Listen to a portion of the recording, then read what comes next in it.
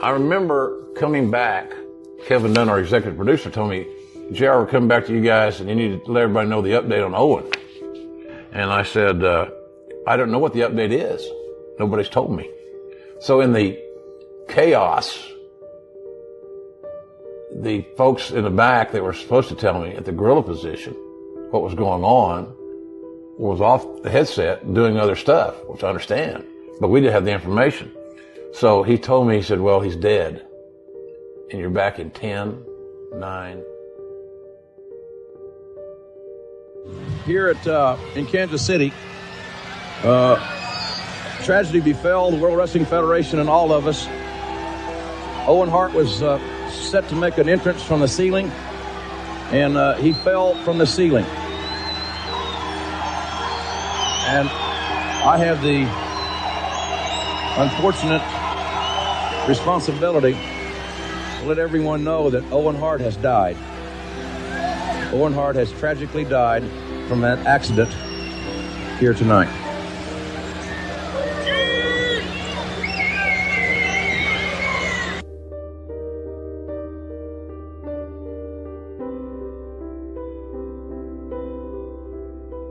Our top story at 11, a former World Wrestling Federation champ is dead tonight. Once king of the ring, Owen Hart fell from the ceiling during an event in Kansas City.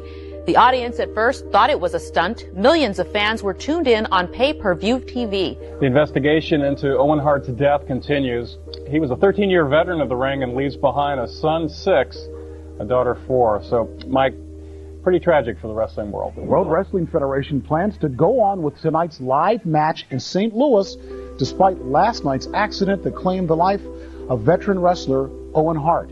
We're saddened by this tragic loss, and right now there are no answers.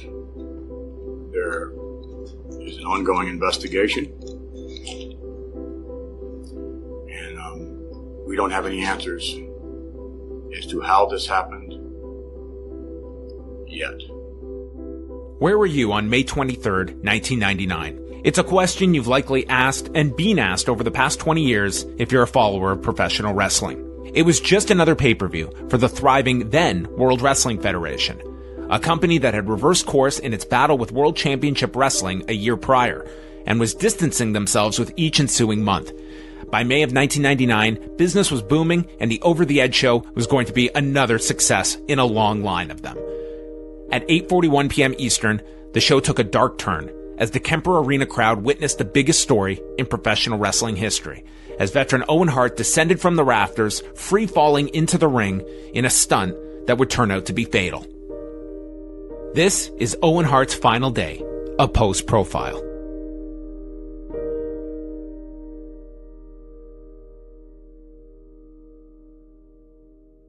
Well, the Blue Blazer was somebody that I was a long time ago, about 10 years ago, and when I was young and silly. And now, I retired, and that was it. I left it at that, and these allegations kept coming that I was the Blue Blazer.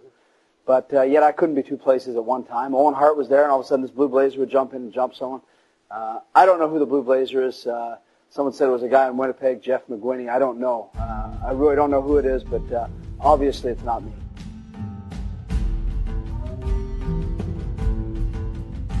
Owen Hart arrived in Kansas City on May 23rd at the airport. Rather than hopping into a taxi, Owen met up with a fan named Treigh Lindstrom, and the two would end up spending Owen's final hours together. Basically, I'm an autograph junkie. I collect autographs, wrestling, and all that other kind of crap.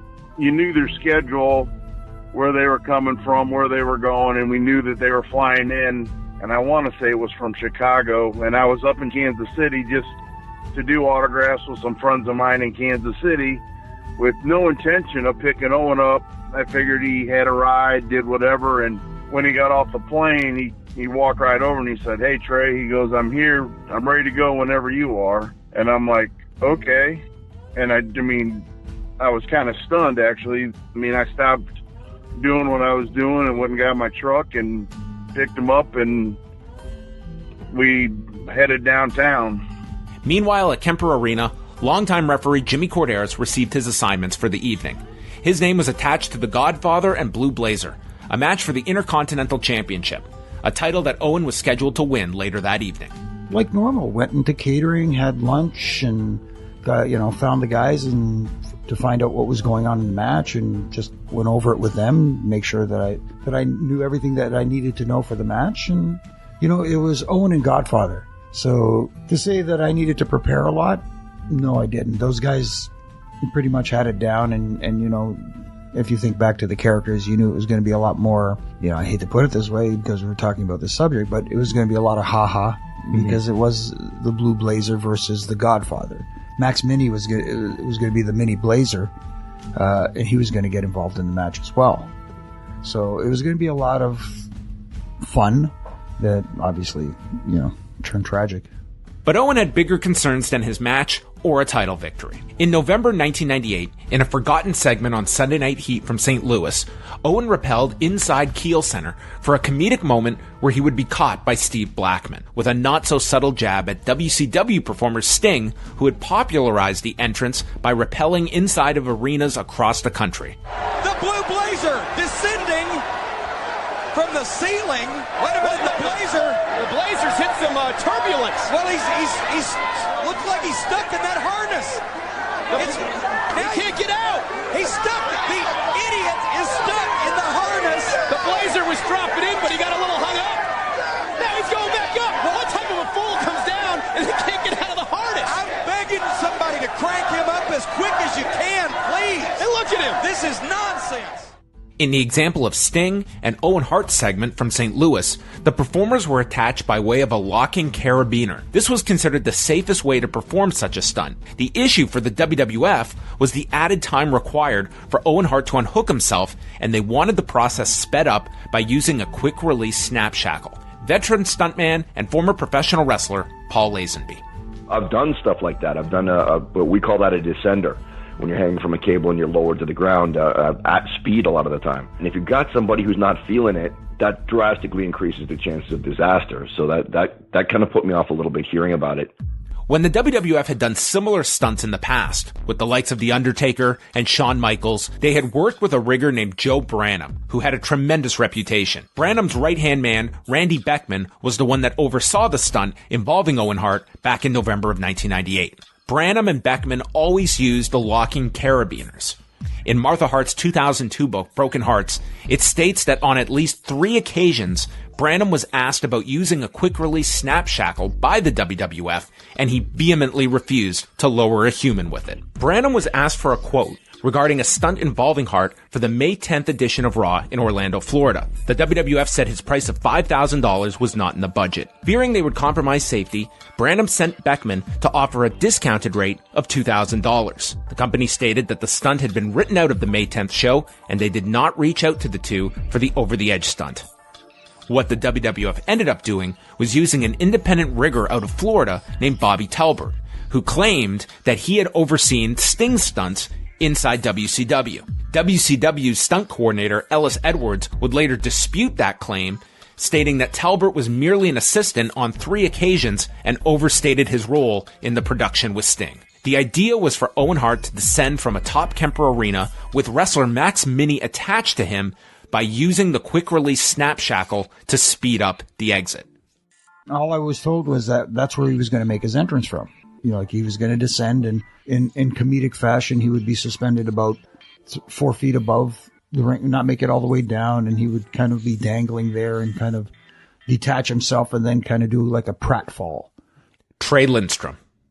He was very apprehensive to doing this stunt. He had to go through some production meetings and stuff like that. And as soon as that was done, he was like, let's get out of here. He goes, let's go. He goes, I want to go to the gym. Let's go grab some lunch. He goes, I don't want to be around here to talk to Vince and Shane and that company from Orlando that was going to do this. He goes, if I'm not here, they can't do it. We can't do it. And we'll just see what happens. Owen left the arena with Lindstrom in an effort to avoid going through with the rehearsal. He went and worked out at Gold's Gym. We went to Starbucks. We went and ate lunch. Whoever was calling him, he would just ignore. So I don't know who it was, but we were just walking out of Starbucks and Vince called him. When Owen got off the phone, he says, well, I got two choices. I can either be at Kemper Arena in 15 minutes to go over this, or I no longer work for WWF. And I'm like, what do you want me to do, Owen? And he said, well, he goes, I got to support my family. He goes, so let's go. So we went back to Kemper, and Owen was still apprehensive, and they went up there and they put, and I didn't get to see it, but Owen told me about it later, that they did a couple trial runs. When Owen finally made his way back to Kemper Arena, the audible was called to eliminate Max Mini from the entrance, a decision that ended up saving his life. Somehow they strapped like fertilizer or grass seed or something. It failed a couple times, and he's like, I'm not doing this. I wasn't going to do it. He goes, whatever I need to do, I'm not doing this. I'm not doing it. He told me, and then finally it worked like 3 more times. So they put him up there. He walked up the scaffolding into the, whatever you call it up there at Kemper, and they lowered him down in the ring, and everything went well. You first want to do what's called a hang test every single time at every single arena, which is that, before the crowd's there, before anybody's watching, you get in, you harness up the performer, and you hang them just a few feet off the ground, and they get the feel of the harness and see if there's any pinch points or anything that's going wrong, and the riggers can check to see if all the equipment's behaving properly with very low risk. Worst case scenario is, something starts pinching and the performer says, put me down, or if something goes wrong with the rig, then they drop 2 or 3 feet. It's very important you do as soon before the actual performance as possible, because things can change. If you rehearse something and you go away and you come back, well, maybe something changed, maybe somebody moved something, or maybe something changed in the rig. So I'm hoping that the rehearsals extended to that extent. From what we know, there were at least 3 run-throughs. One using a 250-pound sandbag. One with Bobby Talbert's assistant, Matt Allman. And once when Owen Hart returned to Kemper Arena and went through with 1 rehearsal. The sentiment conveyed to me by a very qualified individual was that there was nothing wrong with the equipment, to his knowledge. Even the choice of equipment, the quick-release shackle that was used. If he were to do it, he would not give the performer the option of tripping that.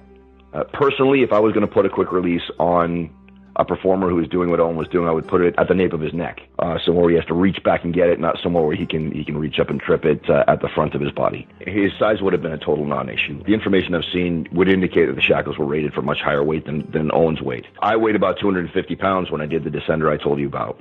I probably could have weighed 5 or 6 times that much and still not even come close to testing the capacity of the equipment. To my understanding, the equipment all was more than adequate to hold him up. And he wanted me to stand in the corner where it was, take pictures, so he could have the pictures, and his son and wife and Martha could see it. He goes, here we go, I'm going up there. He goes, get me some good pictures. Minutes after the pay-per-view went live, Owen Hart ascended to the catwalk of Kemper Arena, disguised in overalls and a baseball cap, and a mentality of just get this over with. Owen would meet Bobby Talbert and local union riggers James Williams and Jim Van Zant high above the arena. Matt Allman was stationed ringside to prepare for Owen's landing. Owen would descend 78 feet, and wrestling's greatest tragedy was occurring on a live pay-per-view broadcast. Folks, let's take you now to an interview conducted earlier tonight with Kevin Kelly and the Blue Blazer, and we got big problems out here.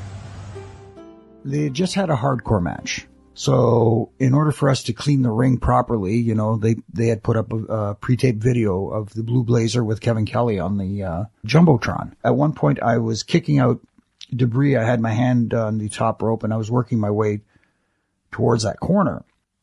I heard something. I don't want to say that it was anyone's particular, but I heard something, and in an instant, I felt something brush against the side of my head, and at the same time, the top rope, somehow it pulled out of my hand, and snapped back and hit me in the fingers, kind of jamming them. And my first reaction, I thought, was the top rope snapped. And then I looked and I said, no, the top rope was there. What the heck was that? Is somebody throwing something from the crowd? And as I turned around, I turned and I saw Owen there laying in the corner, with his head towards the corner, face up, eyes opened. And I don't know how long it was, but obviously there's confusion because, like, what the heck is going on here? As the promo was playing, all of a sudden I just saw something out of the corner of my eye, was Owen falling. And it was just like a quick, like within the blink of an eye, you just saw something kind of move. And I just heard this boom. Jason King was a young reporter that night with the Kansas City Star. Earlier in the day, he interviewed Paul White and was offered tickets to come back and watch the show as a fan. He was there to witness the fall and suddenly was back to being a reporter. He was flat on his back, and it looked like he was trying to sit up. I've said before, it's kind of like if you're doing 50 sit-ups and you get to like 48, and all of a sudden you get about a quarter of the way up, and your muscles tell you can't go anymore, and you just kind of fall back flat. Jeff Marek was the co-host of Live Audio Wrestling and was scheduled to go on the air several hours after the Over the Edge pay-per-view. Was this legit? Was this a work? Was this part of the storyline? Nobody really knew, and started to make phone calls right away. I think I called Meltzer right away when that happened to try to start to put together what's actually going on here. And then after making subsequent calls, the reality of it sort of dawns on you. All of a sudden, just Owen came crashing down right in front of me. And I mean, right in front of me. And I just started screaming, "Get help, get help." It was horrific what I saw. I went over, I called to him a couple of times, and there was no response. His eyes were wide open. And then I just, really panicked and started screaming for help, looking at Mark Ayton was a timekeeper at the time, yelling to Mark, "We need help, get somebody out here." And just, I didn't want to move, obviously, didn't want to touch him, didn't want to move, didn't know what was going on. Because at this point, I hadn't put two and two together that, I knew he was supposed to repel, but it didn't clue in, if you know what I mean. It's like, that he fell. Ladies and gentlemen, when you're doing live television, a lot of things can happen, and sometimes they are not good. The Blue Blazer, as we know, as Owen Hart, was going to make a very spectacular superhero-like entrance from the rafters, and something went terribly wrong here. Certainly, Owen Hart, Blue Blazer, very serious situation here at this point in time is being attended to by the EMTs. This is not a part of the entertainment here tonight. This is as real can be here. I went up to a payphone, called the sports department at the Kansas City Star, and said, "Guys, I think a guy just died here. A wrestler just died here at Kemper Arena." And they're like, "Are you serious?" And they said, "Get over to the hospital." They go, "Interview fans and get over to the hospital." I went up to the concession stand and I grabbed a handful of, scratchy paper towels you usually get out of a, gas station bathroom or something. They had a big stack of them at the concession stand, and I asked to borrow a pen, and I went around and started writing down notes on those paper towels. In hindsight, you start to remember things, and I didn't realize at the time that I had noticed that on his forearm, like the inner part of his forearm, there was like a huge piece of flesh that I guess either hit the rope or something, and it almost, I hate to describe it this way, but it almost looked like somebody took a little ice cream scooper and scooped a little piece of flesh from his forearm, but it wasn't bleeding. Now, in hindsight, thinking about it, going, wow. But at the time, that stuff doesn't clue in. It's just, now it's just chaos with people filling in the ring and the doctor performing CPR and stuff like that. Jerry Lawler, specifically, I remember, running to the side of the ring right next to Owen. He didn't get in the ring, but he was, near the apron.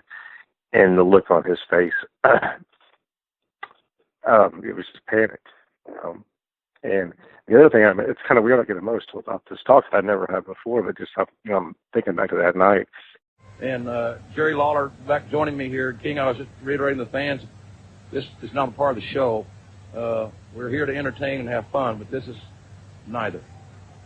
No, it doesn't look good at all. People were crying. I was crying.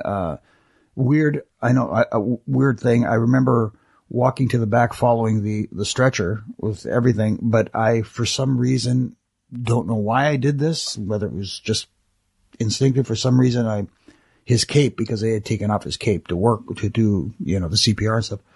I walked back with his cape. Oh, wow. And I'm like, I don't know what, again, not even sure why I even bothered to pick it up, because I don't know why I even thought to do it. But, walking back with his cape and just standing there as they were wheeling him into the ambulance. And I remember I saw the referee. It's Jim Korderas. He was sitting back there. He was, I just really felt for him.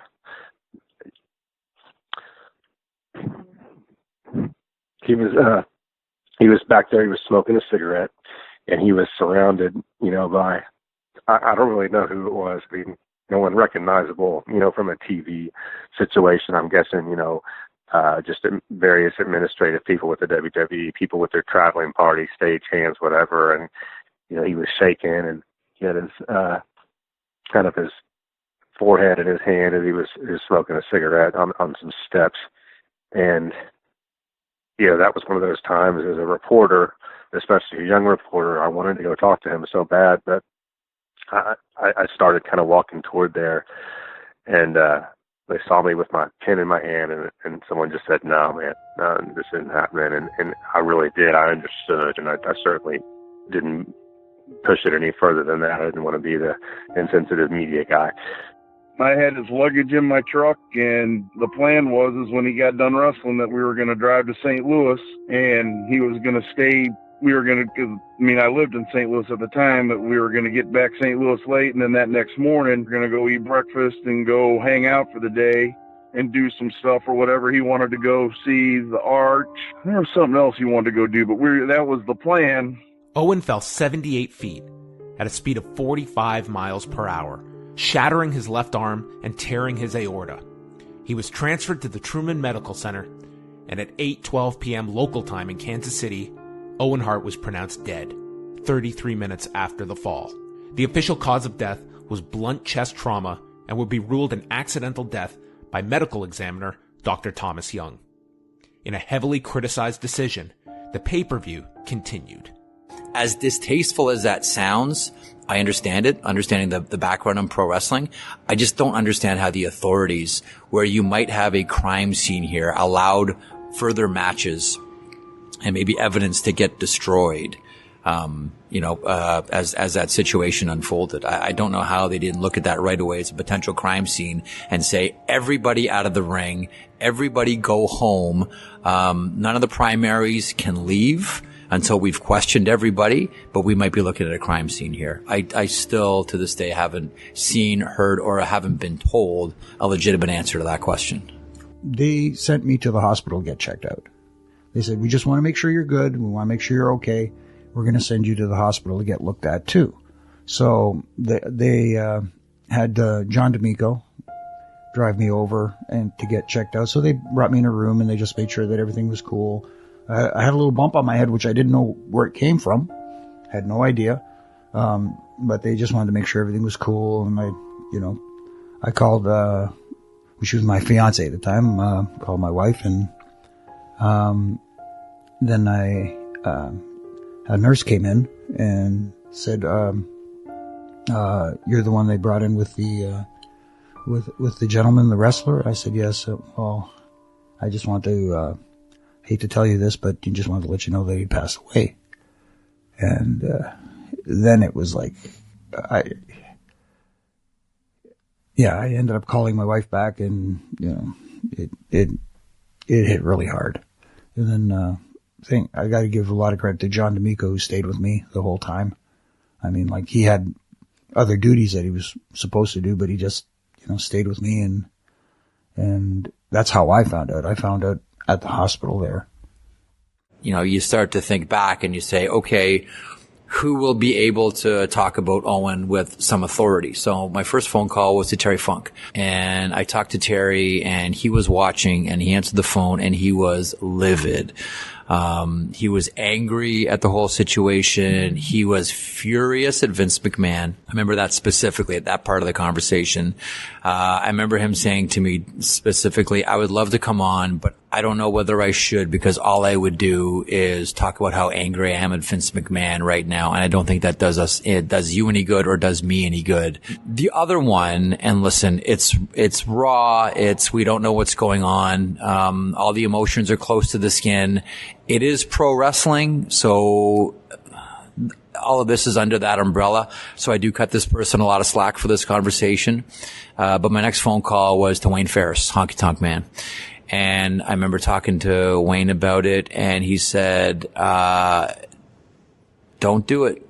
I said, don't do what? He said, don't report this on your show. This is a work. You guys are getting worked. You're getting embarrassed. If you want to go embarrass yourself tonight, talk about how Owen Hart's dead. But this is a work, boys, and you're getting worked hard right now. Remember that conversation? Listen, we all didn't know what was happening at that time. So again, I cut him a lot of slack. But that was one conversation that I'll never forget. Wayne Ferris trying to convince me that Owen passing at Kemper Arena was a work and wasn't, actually something that, was unfolding in front of our eyes.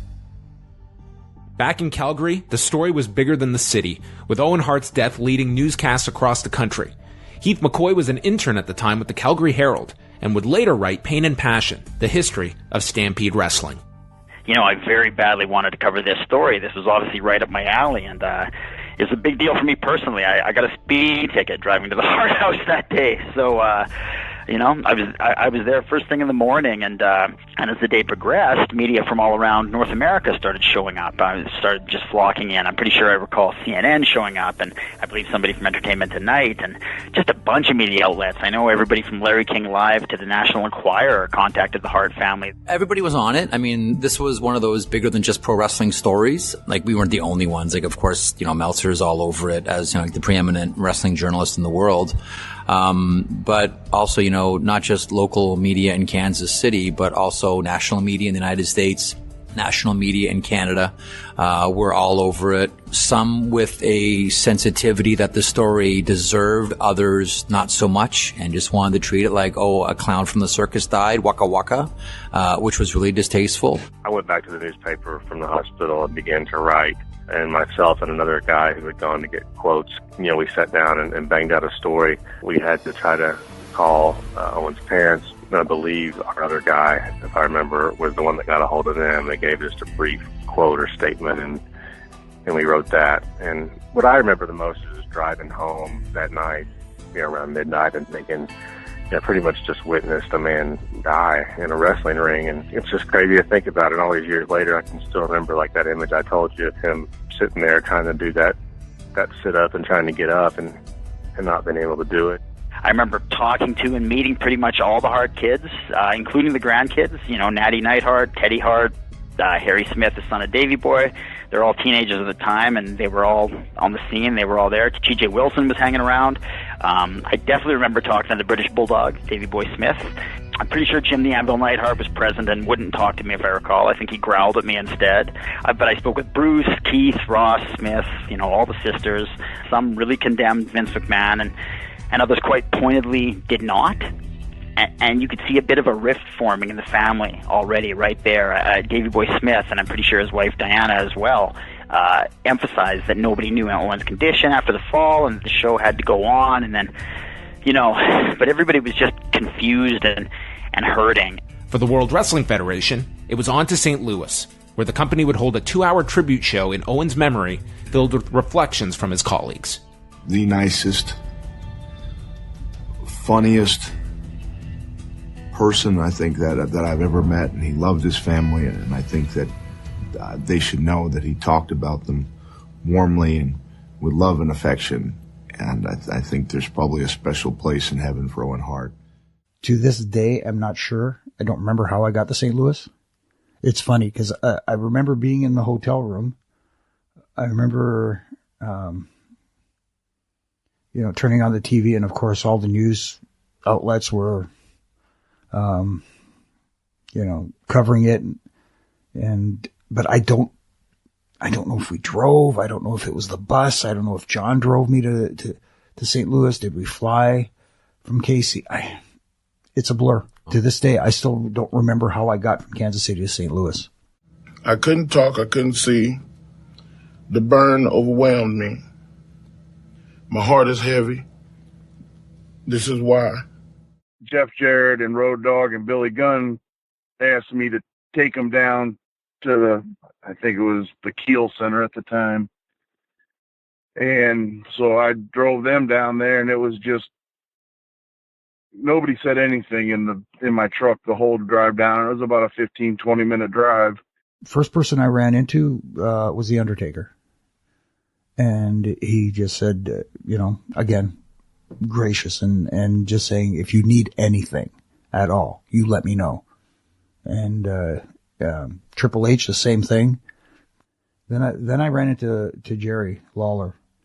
And that's when it got really heavy, because he sat me down and he talked to me, and he said he saw the last about 15 or 20 feet of Owen's fall. And he said, as he caught Owen out of the corner of his eye, said his first reaction is, oh my God, he's going to land on the referee. And that's when, not to see, and again, I don't want to make this about me, but that's when it really hit that I could have been, another part of this tragedy. At the time, it was The Undertaker's friend, but bodyguard, whatever, but he was head of security for WWF, and Shane and Stephanie were with him, and they came over and said that they understood that I had Owen's suitcase with all of his belongings and his parking pass and all that. And I'm like, yep. And he goes, well, we need you to hand that over to us, and we're going to ask you to leave the building. And I'm like, I can't go to the event or whatever. He goes, tonight, we don't want you in the building. We don't want you to attend the event. Oh, I'm sure that they knew that there was some stuff to come up, or things were going to be said or asked, or with a lawsuit or something like that. Then after that, they had the big, Talent had the meeting with Vince, and that was interesting. That was very interesting, because you have a man who never shows his emotions,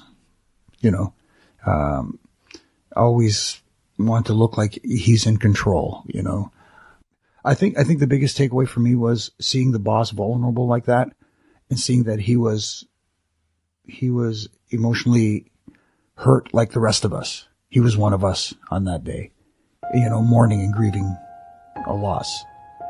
But it was comforting to see that he was one of us.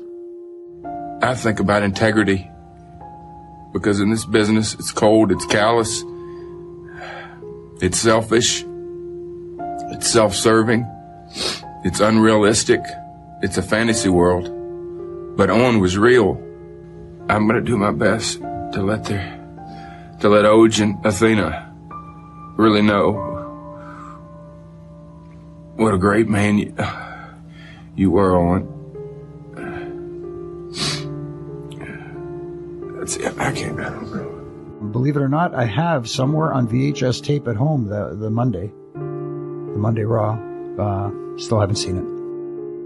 Hart left behind his 32-year-old wife Martha and children Oj and Athena just days before the family was set to move into their dream home. Martha was now thrust into the public spotlight while attempting to figure out what happened in Kansas City and deal with the week-long planning of Owen's funeral to take place on Monday, May 31st. Premier Ralph Klein was there, so was the mayor. And Owen Hart's family. They arrived in 8 white limousines, many of them wrestlers themselves or married to wrestlers. And it was just a media circus, because there was this huge procession of, WWE stars and even a few WCW stars as well that came in for the funeral. You had the entire McMahon family, The Rock, Chris Jericho, Chris Benoit, Triple H in China, Gorilla Monsoon, Hulk Hogan and Mick Foley were on hand.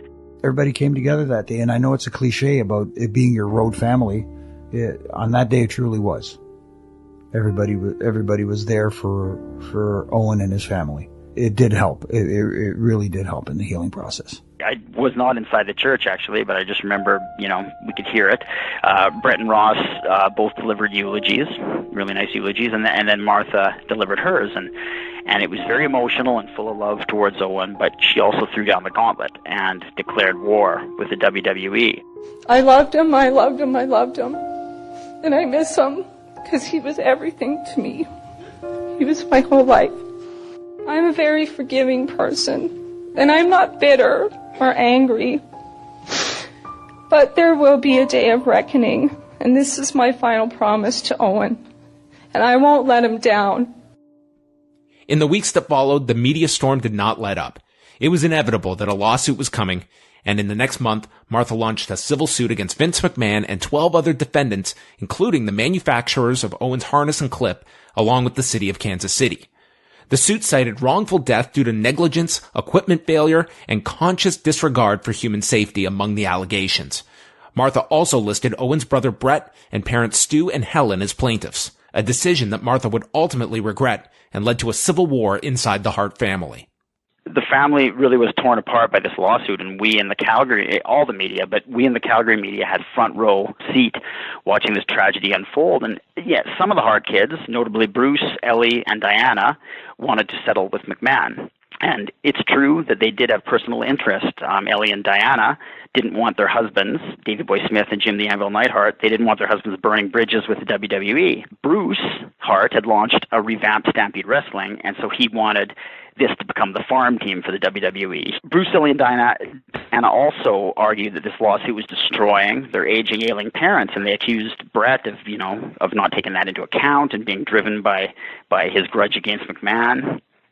And on a couple of occasions, there were full-blown domestic disputes within the Hart house that various media attended, were called to, with the children of Stu and Helen literally at each other's throats. And this tore Stu and Helen apart. Briefly, at first, they just want to know, did I know anything about the rigging, or did I know anything about, and which I didn't. And the other one was, did I witness any of the rehearsals that day? Which I didn't. So because I didn't, that kind of thankfully left me out of it. So I was, not called to testify or anything like that. Because of all this dissension and everything that was going on, at one point Martha's lawyers put together an allocation agreement basically saying that the kids would get a portion of the money won from the lawsuit. And I believe Bruce, Ellie, and Diana refused to sign it, and Ellie actually faxed the agreement to McMahon's lawyers, which, Martha lost her mind about it. She rightfully viewed this as a betrayal, and it could have derailed her lawsuit. That was the toughest thing to see is to watch family members turn on other family members, specifically when, jobs are dangled and money is dangled. And that to me was the most distasteful part of what happened with the Hart family afterwards. Watching family members turn on each other is always ugly. And some of the Hart kids also felt their parents were being disrespected and bullied by Martha's lawyers, whom Stu was actually helping to pay for. So there was a lot of resentment there. And then I did get to interview Martha over the years, and she can be very controlling and difficult, and and she did not show a lot of respect for the Hart family. But one can see her perspective as well. She was justified in this lawsuit. She's trying to get justice for her husband, and she's feeling thwarted by the family. It's not this black and white situation. Everybody had their own motives, and everybody had their own agendas, and everybody was legitimately grieving over the loss of Owen and trying to do what they thought was right. And everybody was in turmoil, and it was heartbreaking to see.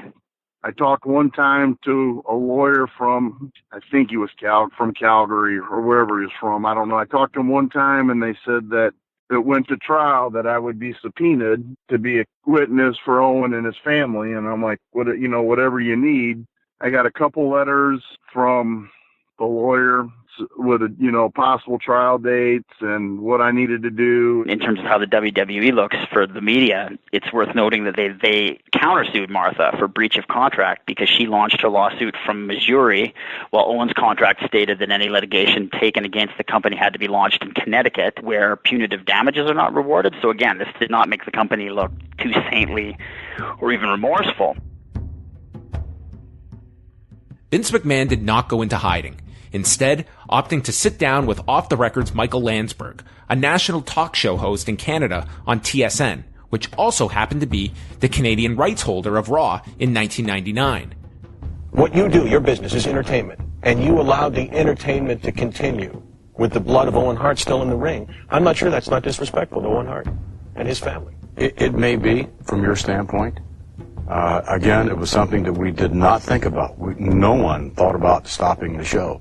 Jeff Marek worked as one of the writers on the shows, traveling to Stamford, Connecticut, where Landsberg would sit down with not only Vince McMahon, but also wife Linda and children Shane and Stephanie. Now, we do understand that this was very much damage control and they wanted to put forward a family face and a more sensitive face, so it didn't serve them well to react negatively to what could be perceived as hostile questions.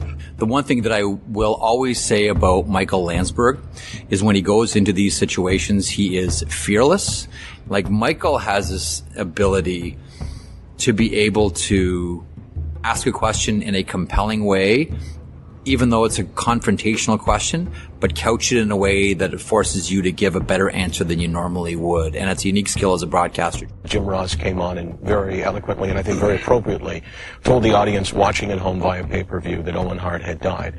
Yet the people in Kansas City, Missouri, at the arena, didn't know that. Why didn't you tell them? Well, my guts were telling me, don't announce to the live audience that Owen passed away. And I don't exactly know why, really, other than the fact that I don't know that it's necessarily fair for someone who was there to have that announcement. They were going to find out for sure, as everyone else in the world found out in due time. They were as honest as they could be, I think, in that situation. Like, again, it's pro wrestling, so everything is, okay, what is in it for them? And what's in it for them is they need to change the face of that organization. And I'm not saying that they weren't sensitive to the passing of a significant performer on their roster, someone that was part of their family. I don't think that they're that heartless. I don't. But part of this motivation was, we need to put a family face on this, and we're a family too. That's why it was all the family members that were there. But I will say, and I always say this about Michael, whether it was the one-on-ones before, with Vince, with Taker, with any of the wrestlers, Mick, like all the guys that came through, Austin, Rock, all the guys that came through, and gals, like, he was fearless with his questioning. So what do you feel like there in the funeral home, in that setting? You're surrounded by the Harts, who obviously are feeling a lot of anger towards you. You're clearly there in enemy territory. Give the viewer an idea what it felt like to be Vince McMahon in that situation. Well, firstly, it was my duty to be there. And I wanted to be there. Whether I was persona non grata or not. Owen's widow, Martha, asked me to be there. I didn't care about me in terms of what people were thinking about me. I could care less at that time. And I remember kicking myself on the plane as, and it might be perceived as a gotcha question, and it probably is. I remember flying back thinking to myself, damn, I missed the best question. And the question is this, to Vince McMahon: if that wasn't Owen Hart, but if that was Shane McMahon, would you have stopped the show? Now, there's no real good answer to that, because if you say yes, then you're heartless. Because, well, hang on, you didn't stop the show for Owen, but you stopped the show for Shane. And if you say no, then you come off as a heartless father. Maybe the only way you can wiggle out of the question is to say, it wouldn't be my decision at that point because I'm too emotional, so I'll hand that decision to someone else. And that might be the political way to wiggle out of that question.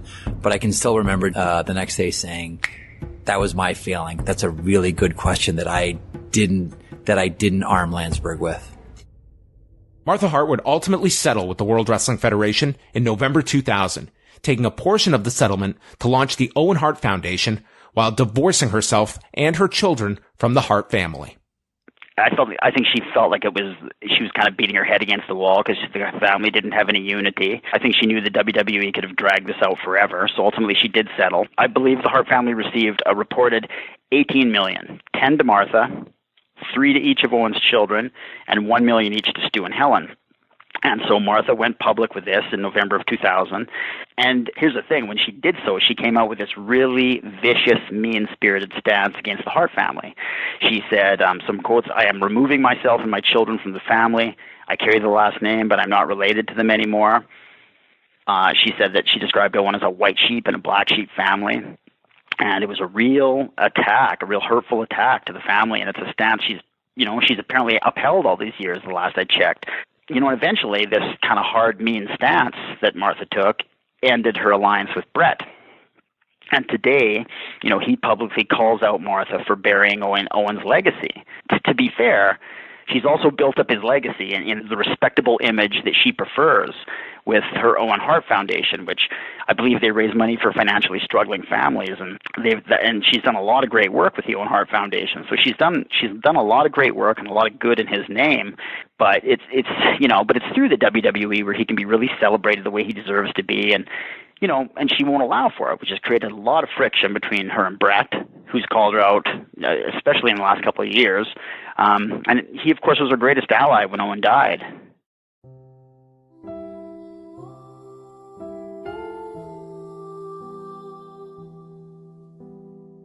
Despite a nasty war among the Hart family, a daunting lawsuit, horrific memories of his final hours, it is the man, Owen Hart, that remains unblemished among those that knew him. He was a breath of fresh air in a locker room during a time when things got a little bit crazy, politically, the backstage stuff and all this stuff. You hear the stories of all that stuff going on. Let's face it, he was really good. He was probably, no offense to Bret, but he was probably the best Hart as far as in-ring wise. To the world, Owen Hart's legacy is his tragic end. To wrestling fans, to you and I, we know there's so much more to his legacy. He was an amazing wrestler. He was arguably the greatest of the wrestler in the Hart family. When we would get back to the hotel when we were with Owen, and before the match, he would call Martha, "Hey, I'm up." And then at night when he got done working, he called her every night.